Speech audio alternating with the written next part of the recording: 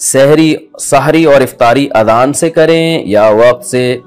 सहरी और इफ्तारी का ताल्लुक अजान से है या वक्त देखकर सहर व अफ्तार करना चाहिए?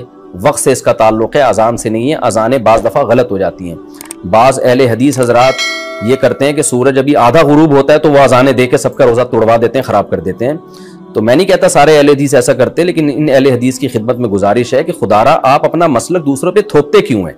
अगर आपकी राय ये है कि आधा सूरज गुरूब होने पर इफ्तार जायज़ है तो आप कर लें, लेकिन आप अजान दे के सबके रोज़े तोड़वा देते हैं और अपनी राय सब पे मुसल्लत करते हैं, तो ये बहुत गलत है, ये बहुत ज्यादती है।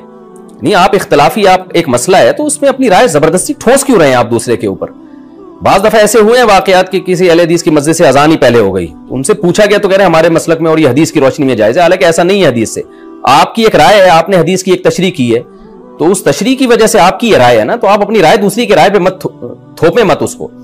तो इसलिए अगर किसी ने अजान सुन के रोजा इफ्तार कर लिया और बाद में देखा कि टाइम अभी दाखिल नहीं हुआ था तो उसका रोजा टूट गया, उसको कज़ा करनी पड़ेगी। और अगर पता था उसको कि रोजे का टाइम अभी शुरू नहीं हुआ, सूरज मुकम्मल गुरूब नहीं हुआ है, फिर भी उसने अजान सुन के रोजा तोड़ दिया तो फिर कफारा भी लाजिम होगा उसके ऊपर।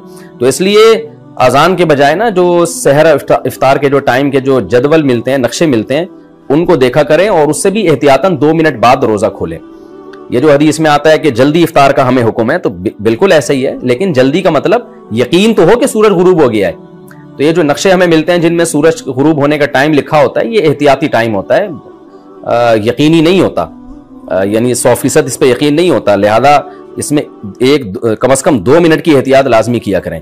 मेरा ये मामूल है हमेशा से कि अगर सूरज गुरूब होने का टाइम 6:30 लिखा हुआ है तो मैं 6:32 पे इफ्तार करता हूँ। तो सहरी में भी बेहतर है कि 1 मिनट पहले बंद कर लें।